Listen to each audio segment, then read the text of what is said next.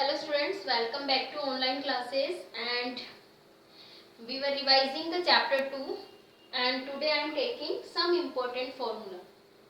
कुछ ऐसे acids, base and salts हैं जो हमारी डेली लाइफ में हमारे लिए बहुत इंपॉर्टेंस रखते हैं। उनके केमिकल नेम, उनके कॉमन नेम और उनके फॉर्मूला हमें याद रखने हैं क्योंकि उन पे बहुत सारे क्वेश्चंस पुट अप होते हैं एग्जाम्स में। तो सबसे पहले हम बात करते हैं कुछ एसिड्स की, जिनमें सबसे पहले आता है HNO3 and this is known as nitric acid. Nitric acid. उसके बाद हम बात करते हैं H2SO4। फॉर्मूला लिखते समय आपको ये ध्यान रखना है, कई बच्चे किस तरीके से लिखते हैं H2SO4। This is the wrong way. Oxygen क्योंकि एक एटम है तो उसको आपको सिंबल को हमेशा आपको कैपिटल लेटर में बनाना है। बहुत से बच्चे ये गलती करते हैं, बट उनको ये सीखना है कि जब भी हम फॉर्मूला राइट करते हैं तो सिंबल्स को हमेशा कैपिटल लेटर में लिखना है। हमेशा सिंबल का जो सेकंड लेटर होता है वो स्मॉल लेटर में लिखा जाता है। ऑक्सीजन को मोस्टली बच्चे छोटा लिखते हैं, स्मॉल लेटर्स में लिखते हैं, वो गलत है। H2SO4 को बोलते हैं सल्फ्यूरिक एसिड। क्या बोलते हैं? Sulphuric acid. ठीक है। उसके बाद हम बात करते हैं HCl। This is the hydrochloric acid. Hydrochloric acid. ठीक है। सल्फ्यूरिक एसिड को बैटरी एसिड भी बोला जाता है। क्या बोला जाता है? बैटरी एसिड, क्योंकि ये बैटरीज में काम में लिया जाता है। Battery acid. ठीक है। और ये तीनों ही एज ए लेबोरेटरी रिएजेंट भी काम में आते हैं। लेबोरेटरीज में भी ये स्टूडेंट टेबल पे रखे जाते हैं और मोस्टली एक्सपेरिमेंट्स में ये काम में लिए जाते हैं। उसके बाद बात आती है acetic acid. This is acetic acid और हम इसे क्या बोलते हैं? Ethanoic acid. इथेनोइक एसिड और इसका नाम क्या है? Acetic acid. इसके साथ में इसे विनेगर में भी ये एसिड मिलता है। तो हमें ध्यान रखना है विनेगर में कौन सा एसिड होता है? Acetic acid. उसके बाद हम बात करते हैं HCOOH। This is known as methanoic acid. इसका IUPAC नेम होता है methanoic acid and it is also called as formic acid, क्योंकि ये फॉर्मिका जो रेड एंट होती है, रेड एंट जो होती है ना, चींटियां, उनके स्टिंग में भी फॉर्मिक एसिड मिलता है और जब वो हमें बाइट करती है तो इस फॉर्मिक एसिड के हमारे स्किन में इंट्रोड्यूस हो जाने की वजह से ही स्वेलिंग आ जाती है, इरिटेशन होने लगती है और रेडनेस हो जाती है। सो मीथेनोइक एसिड जो होता है वो रेड एंट में मिलता है, नेटल स्टिंग में मिलता है और इसी की वजह से हमारी स्किन के अंदर इरिटेशन होने लगती है। और इसके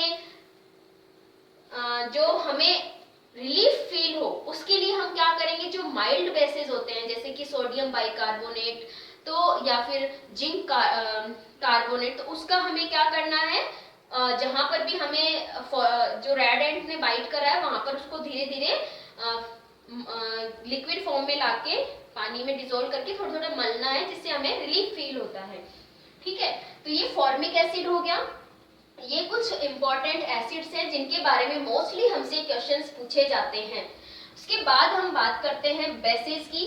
तो सबसे पहले हम बात करते हैं NaOH and that is sodium hydroxide. इसे हम क्या बोलते हैं? Sodium hydroxide. सोडियम हाइड्रोक्साइड और हम इसे क्या बोलते हैं? Caustic soda. क्या बोलते हैं हम इसको? Caustic soda. ठीक है। उसके बाद बात करते हैं हम KOH, that is potassium hydroxide. ये क्या है? Potassium hydroxide. और इसको हम बोलते हैं कास्टिक पोटाश।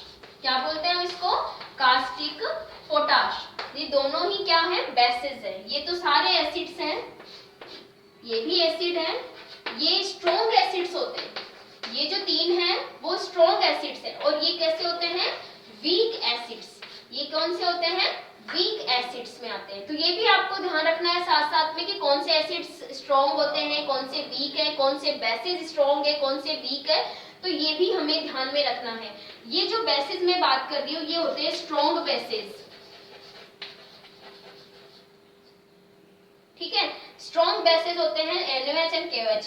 अब मैं बात करती हूँ, जैसे एक तो मैं दे देती हूँ NH4OH, ठीक है, अमोनियम हाइड्रोक्साइड, इसे हम क्या बोलते हैं, अमोनियम हाइड्रोक्साइड, अमोनियम हाइड्रोक्साइड, या हम और इसको क्या बोलते हैं, अमोनिकल वाटर, क्या बोलते हैं हम, अमोनिकल वाटर। और अमोनियम हाइड्रोक्साइड इसी तरीके से आता है कैल्शियम हाइड्रोक्साइड, इसको हम क्या बोलते हैं, कैल्शियम हाइड्रोक्साइड्स। कैल्शियम हाइड्रोक्साइड को और हम क्या बोलते हैं, लाइम वाटर, क्या बोलते हैं हम इसको, और लाइम वाटर। ये ध्यान रखना है हमें नाम, क्योंकि जब भी क्वेश्चंस आते हैं तो उनके कॉमन नेम से भी हमें क्वेश्चंस आस्क होते हैं हमारे एग्जाम्स में, ठीक है। फिर हम बात करते हैं अमोनियम हाइड्रोक्साइड के बाद में magnesium hydroxide, magnesium hydroxide. And magnesium hydroxide को हम बोलते हैं milk of magnesia, milk of magnesia. Magnesium hydroxide को क्या बोला जाता है, milk of magnesia, and it is used in antacid. ये कहाँ यूज में लिए जाते हैं, एंटासिड्स में काम में लिए जाते हैं। और एंटासिड्स क्या होते हैं, ये ऐसे ड्रग्स होती हैं जो हमारी स्टोमक में एसिड लेवल को कंट्रोल करती है, क्योंकि ये बेसिक नेचर का होता है मैग्नीशियम हाइड्रोक्साइड। ये बेसिस होते हैं और इनको माइल्ड बेसिस भी बोलते हैं, या हम इनको वीक बेसिस भी बोलते हैं। ये भी हमें ध्यान रखना है, वीक बेसिस। और मिल्क ऑफ मैग्नीशिया एंटासिड में काम में लिया जाता है। ये ऐसी दवाइयां होती हैं, ऐसी ड्रग्स होते हैं जो हमारी स्टोमक में होने वाली एसिडिटी को कंट्रोल करती है, ठीक है। तो ये कुछ इंपॉर्टेंट एसिड्स और बेसिस हैं जिनको आपको याद रखना है, क्योंकि क्वेश्चन जब भी पूछे जाते हैं तो आपको इन्हीं नाम से या इन्हीं फॉर्मूला से पूछे जाएंगे, तो आपको इनके बारे में अच्छे से ध्यान होना चाहिए, ठीक है।